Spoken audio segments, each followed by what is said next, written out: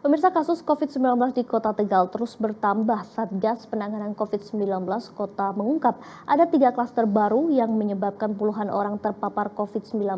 Wakil Wali Kota Muhammad Jumadi mengatakan ketiga klaster tersebut yakni klaster tenaga kependidikan, klaster hotel berbintang, dan klaster keluarga di Kelurahan Pekauman.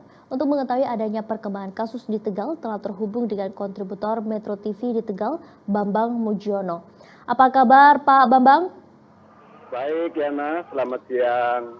Pak Bambang, mungkin dapat disampaikan untuk klaster baru yang baru saja muncul di Kota Tegal ini dari mana saja asalnya? Baik, Yana. Kita buka dulu data dari laman corona tegal.go.id yang hari ini. Data terakhir itu menunjukkan bahwa angka terkonfirmasi COVID-19 di Kota Tegal itu mencapai 311. 217 merupakan warga Kota Tegal, 94 lainnya merupakan warga luar Kota Tegal yang sebagian dirawat dan sebagian lagi berdomisili di luar Kota Tegal, namun melakukan aktivitas di Tegal. Memang kemarin Wakil Wali Kota Tegal, Jumadi, menyatakan bahwa dalam perkembangannya itu dalam sehari ada penambahan sekitar 25 orang yang terkonfirmasi COVID-19 yang berasal dari 3 klaster. 3 klaster tersebut antara lain adalah klaster hotel, kemudian yang kedua adalah klaster tenaga pendidikan, dan yang ketiga adalah klaster keluarga yang berada di Kelurahan Pekauman, Kota Tegal. Klaster yang berada di Kelurahan Pekauman ini diketahui setelah 1 orang anggota keluarganya dinyatakan meninggal dan positif terkonfirmasi COVID-19. Dari hasil itu kemudian pemerintah kota melakukan tracing kepada anggota keluarga dan ditemukan ada sekitar 14 orang di klaster tersebut yang positif COVID-19. Klaster kedua adalah klaster tenaga pendidikan, di mana 1 orang kepala sekolah terkonfirmasi COVID-19, dan dari hasil tersebut kemudian pemerintah Kota Tegal melakukan tracing sehingga ditemukan pasien atau terkonfirmasi positif lainnya di tenaga pendidikan tersebut.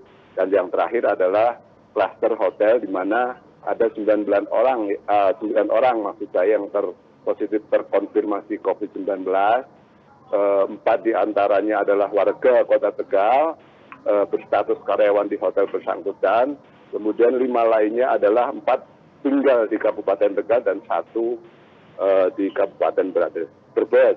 Berdasarkan temuan tersebut, pemerintah Kota Tegal saat ini juga masih melakukan tracing untuk mencari kemungkinan lain atau pengembangan dari temuan terkonfirmasi positif COVID-19 tersebut. Demikian, Yana. Baik Pak Bambang, dari ketiga klaster tersebut, apakah memang sebelumnya pemerintah maupun juga tim gugus tugas ini sudah gencar melakukan baik itu rapid test maupun juga swab test di klaster yang mungkin saja muncul, baik itu di tempat pendidikan maupun juga tadi di hotel berbintang? Pemerintah Kota Tegal sebetulnya melakukan tracing itu awalnya terfokus pada konser dangdut yang sebelumnya sempat viral dan memunculkan isu nasional tersebut. Kalau temuan dari yang tadi 3 klaster disebutkan itu baru dilakukan oleh pemerintah Kota Tegal setelah ada temuan 1 orang yang dinyatakan positif, baru kemudian melakukan tracing. Demikian, Dana. Baik, lalu apakah ada upaya khusus yang dilakukan pemerintah Kota Tegal juga bersama dengan tim gugus tugas?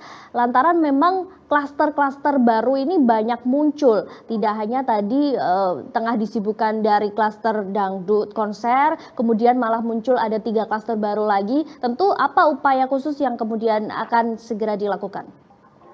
Saat ini pemerintah Kota Tegal lebih fokus kepada kemarin aturan yang baru saja dimunculkan surat edaran, antara lain dengan memperketat operasi justisi, kemudian mematikan lampu kota. Tetapi dengan munculnya klaster tersebut, upaya pemerintah Kota Tegal dinilai belum maksimal. Antara lain contohnya adalah semacam ini. Misalnya pada satu pusat kota seperti di alun-alun dilakukan mematikan lampu. Kemudian ada surat edaran juga yang menyatakan bahwa tempat hiburan dan kafe itu tutup. Tetapi pada prakteknya masih banyak setiap malam kafe-kafe yang masih membuka membuka layanannya, masih banyak kerumunan massa. Demikian. Sehingga pemerintah kota saat ini lebih terkonsentrasi kepada temuan 3 klaster tersebut yang kemudian kemungkinan akan dilakukan tracing di lingkungan 3 klaster tersebut. Demikian, Yana.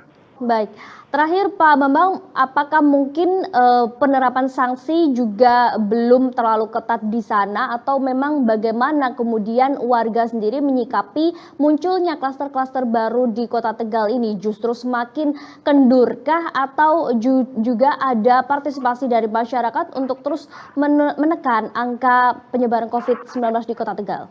Pengamatan kami di lapangan terkait dengan penerapan sanksi tersebut yang lebih banyak menonjol adalah operasi justisi masker. Artinya ketegasan pemerintah di dalam menekan angka COVID itu lebih muncul kepada operasi justisi yang diikuti dengan sanksi 100.000 per masker.